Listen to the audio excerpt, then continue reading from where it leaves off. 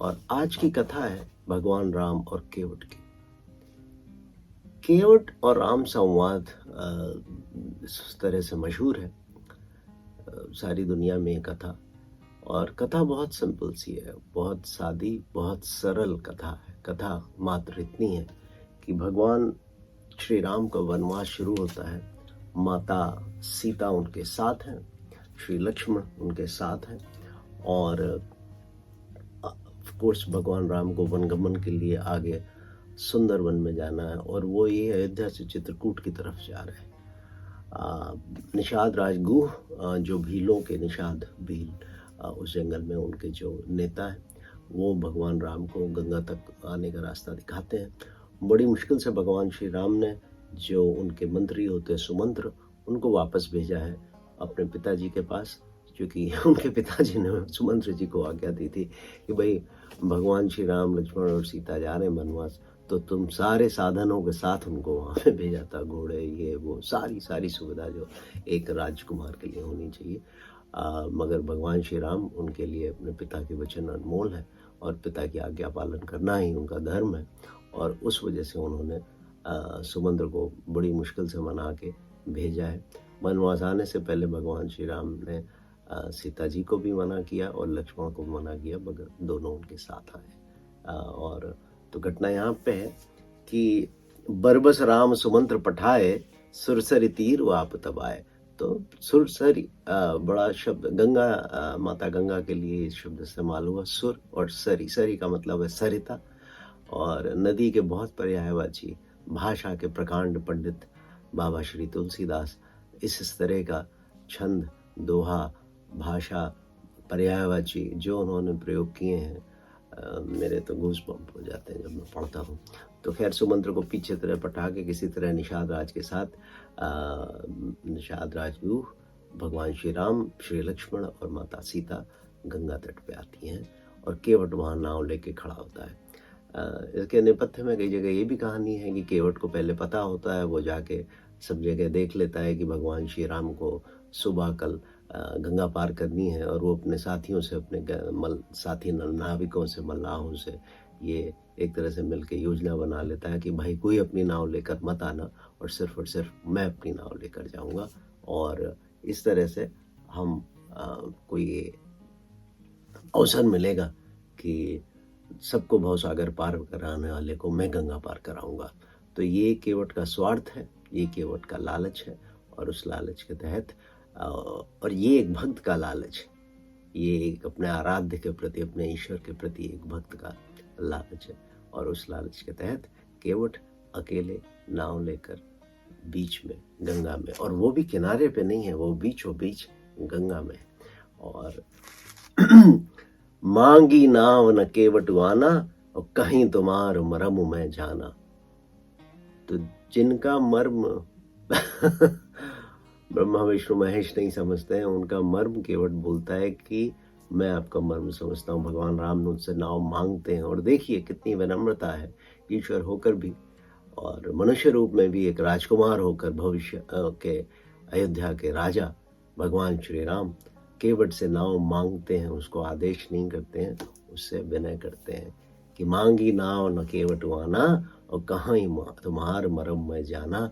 और पीछे सीता अग्नि परीक्षा में मैंने बताया था कि उसमें बाबा तुलसीदास जी ने लिखा है कि जब सीता के साथ वो युक्ति बनाते भगवान श्री राम, तो वहाँ लिखते हैं लक्ष्मण हूँ ये मरम न जाना। तो जिस शेषनाग के अवतारी भगवान श्री लक्ष्मण को भी वो मरम नहीं पता, उस मर्म के लिए केवट कहता है कि मुझे आपका मर्म पता है। और क्या मर्म पता है कि छुअत से, उससे पहले वो कहता है कि चरण कमल रज कहूं सब कहाई और मानस करन मूर कछु अहाई। कि मैंने क्या सुना है कि आपकी चरण रज जो है, आपके चरणों की कमल की जो धूल है, उसके अंदर लोगों को, शिलाओं को, पत्थर को मनुष्य बनाने की कला है। उसमें कुछ ऐसी मूर माने कुछ ऐसी बूटी छुपी हुई है कि उसके छूते हुए भी शिला पत्थर जो है वो एक औरत बन गई। अहिल्या की कहानी सबको पता है।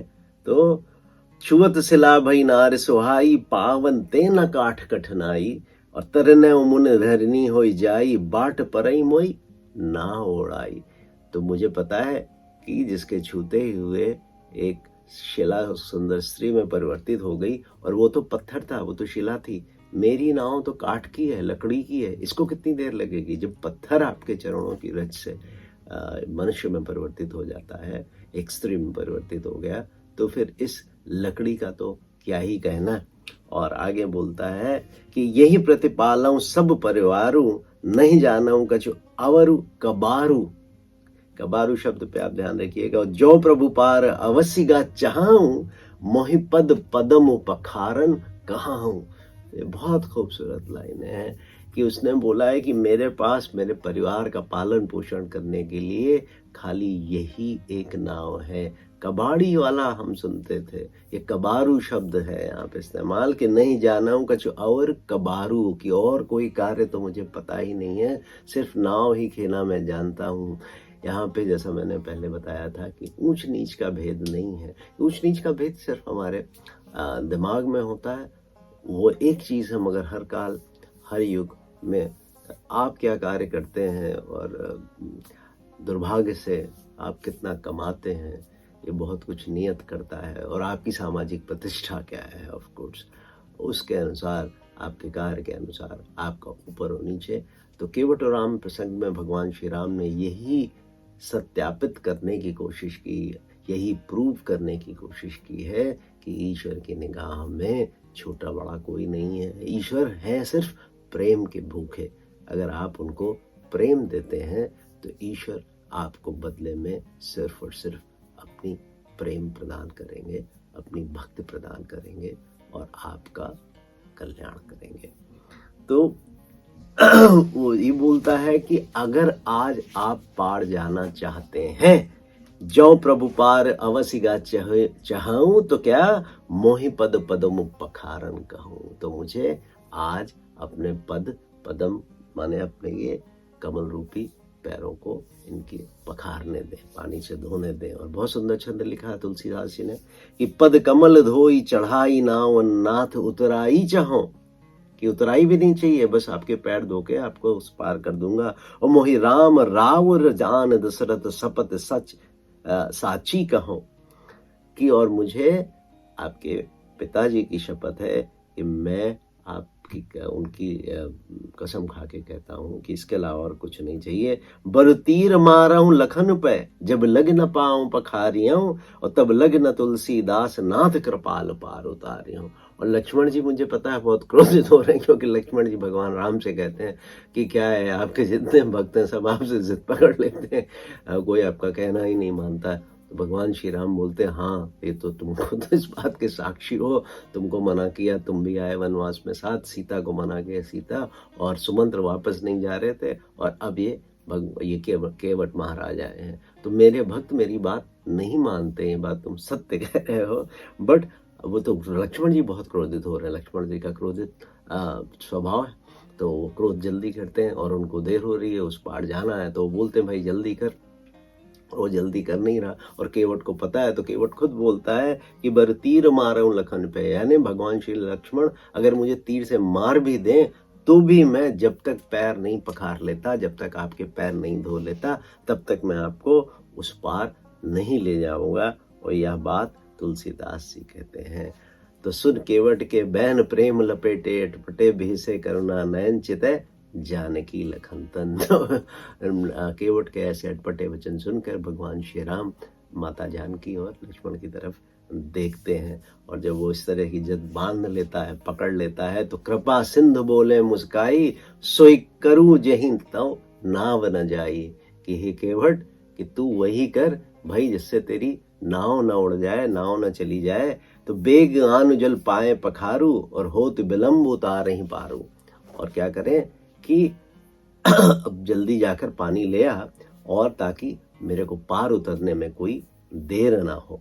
तो देखिए ईश्वर की लीला, क्या सुंदर वर्णन है कि जासु नाम सुमरत एक बारा, उतरई नर भव सिंधु अपारा, सोई कृपाल के उठही निहोरा, और जही जग किए तिहु पगहु ते थोरा। कि जिस के नाम मात्र से मनुष्य भवसागर पार कर जाता है, वो प्रभु श्री राम आज गंगा पार करने के लिए केवट की ओर निहोर रहे हैं, केवट की राह तक रहे हैं, केवट की तरफ देख रहे हैं। और इसमें बोलते हैं कि जेहि जग कियति हो पगऊं तो थेरा, कि वामन अवतार में जिन्होंने मात्र 3 पग में पूरी पृथ्वी उनको कम पड़ गई थी, वो भगवान श्री राम आज गंगा पार करने के लिए केवट की नाव, केवट की राह देख रहे हैं। और ये प्रसंग इसलिए भी बहुत सुंदर है कि इसमें गंगा माँ वो भी बड़ी खुश होती हैं। और अगली लाइन में तुलसीदास जी कहते हैं कि पद नख निरख दे वर्षि हर्षि, सुनि प्रभु बचन मोहि अति मति करषि, और केवट राम रजाए सु पावा, पानी कठौता भरी ले आवा। कि प्रभु के इन वचनों को सुनकर गंगा जी की बुद्धि मोह से खिंच गई थी कि ये साक्षात भगवान होकर भी पार उतरने के लिए केवट का राह निहोरा कर रहे हैं। और समीप जब आए भगवान श्री राम, तो चूंकि गंगा जी की उत्पत्ति भगवान के पद नखों से हुई है, तो उनको देखकर ही गंगा जी देव नदी बोलते हैं, देव नदी गंगा हर्षित हो गई और वो समझ गई कि भगवान नर लीला कर रहे हैं। और इस वजह से गंगा जी का मोह नष्ट हो जाता है और वो बोलती हैं कि मैं इन चरण कमलों को स्पर्श करके धन्य होंगी, क्योंकि गंगा के पानी से ही वो उनके पद पखारेगा। और ये सोचकर माता गंगा बहुत हर्षित हो गए और केवट श्री रामचंद्र जी की आज्ञा पाकर एक कठौते में, तो जिन लोगों को नहीं पता है उनकी जानकारी के लिए बता दूं, काठ का बना हुआ, लकड़ी का होता है। हमारे गाँव में हमने देखा था, शहरों में तो कम होता है, पहले परंपरा में गांव में, और बड़ा सामान्य सा चीज है। ये पूरी घटना एक आम आदमी, एक निचले तबके, एक छोटी चीज उस पे आधारित है, क्योंकि कहीं परात का वर्णन नहीं है। कोई सोने की थाली या चांदी की थाली लाके वो भगवान के पांव नहीं पखार रहा। उस गरीब के पास तो और कुछ है नहीं, तो वो कठौता लेके आया है। और एक बड़ी पुरानी कहावत है कि मन चंगा तो कठौती में गंगा, तो वो कठौते में पानी लाकर उसमें भगवान श्री राम के पर पैर धोने के लिए खड़ा है। और वो क्या करता है कि अति आनंद उमग अनुरागा, चरण सरोज पखारन लागा, और बरस सुमन सुर सकल सिहाई, एहि संपुन्न पुंज को इनाई। कि देखिए कि उसके भाग्य पे देवता भी ईर्ष्या कर रहे हैं कि आज केवट को ये सौभाग्य मिला है कि वो तीनों लोगों के स्वामी भगवान विष्णु के अवतारी मर्यादा पुरुषोत्तम राम के पैर अपने हाथों से धो रहा है। तो और क्या होता है, इस जब वो धोने लगता है तो उसका भाग्य देख के, ये दृश्य देख के देवता लोग उस पे पुष्प वर्षा कर सकते हैं, करने लगते हैं। पद पखार जलपान कर आप सहित परिवार, और पितर पार कर प्रभु पुन मुदित गयो ले पार। कि अपने सारे परिवार को, अब जो केवट का परिवार होता है उन सब कठौता लाके वो पैर धोता भगवान के, और वो पैर धोने के बाद उस जल को, उस चरणामृत को स्वयं पीता है, अपने परिवार वालों को देता है और अपने पितरों को अर्पित करता है। देखिए, पुत्र हो तो केवट के जैसा हो, पिता हो तो केवट के जैसा हो, पति हो तो केवट के जैसा हो। कि उसने अपने आने वाली पीढ़ियों और अपने पितरों सबको तर्पित किया, सबको भगवान के उस चरणामृत से, क्योंकि पितृ पक्ष होते हैं उसमें हम अपने पितरों को सब चढ़ाते हैं। तो संतान के द्वारा अपने पूर्वजों को याद रखना, इससे बड़ा कोई पुण्य नहीं है। और अपनी पत्नी और अपने पुत्रों का, अपने बच्चों का ख्याल रखना।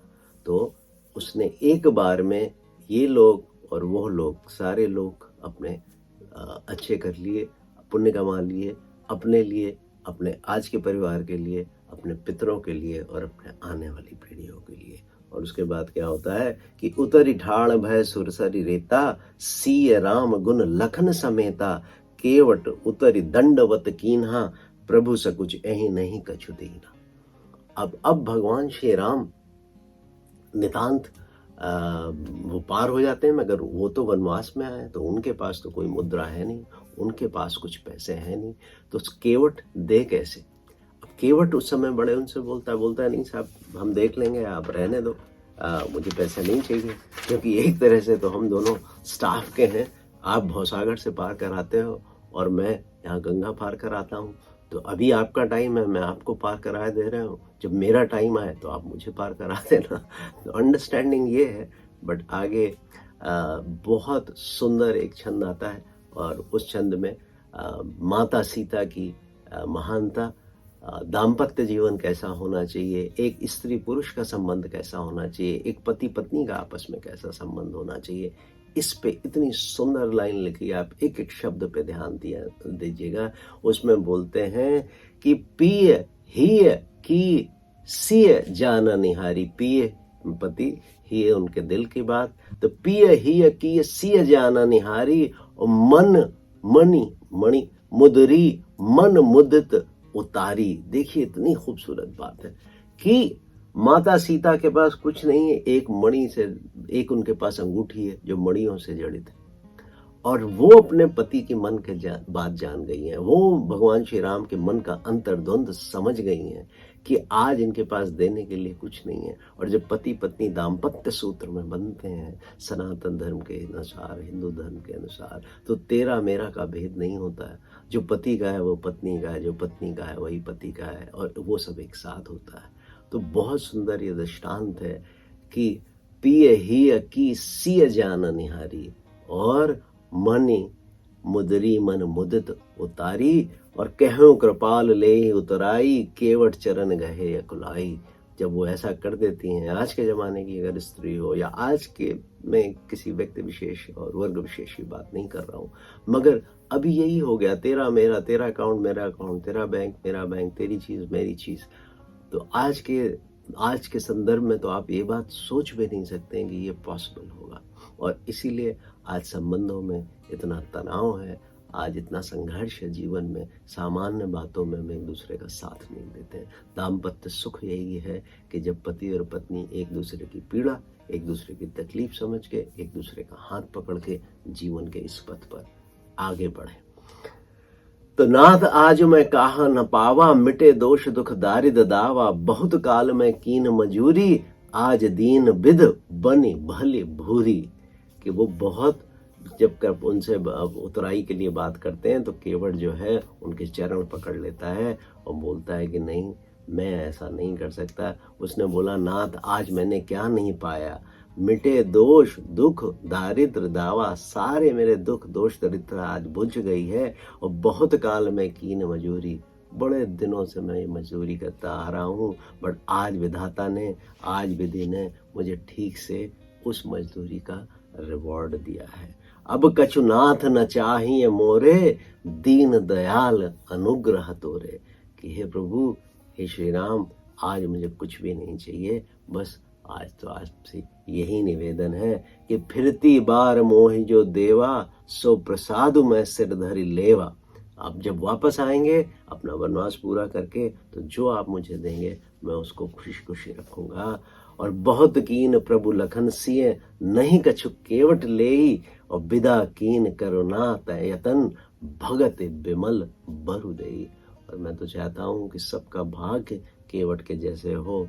बहुत लाख समझाने पे लखन, माता सीता, भगवान श्री राम, सब ने बहुत कुछ कहा, मगर केवट ने उनसे कुछ भी नहीं लिया। तो करुणा यतन भगवान श्री राम, करुणा के सागर, उन्होंने अपनी निर्मल भक्ति देके केवट को वहां से विदा किया।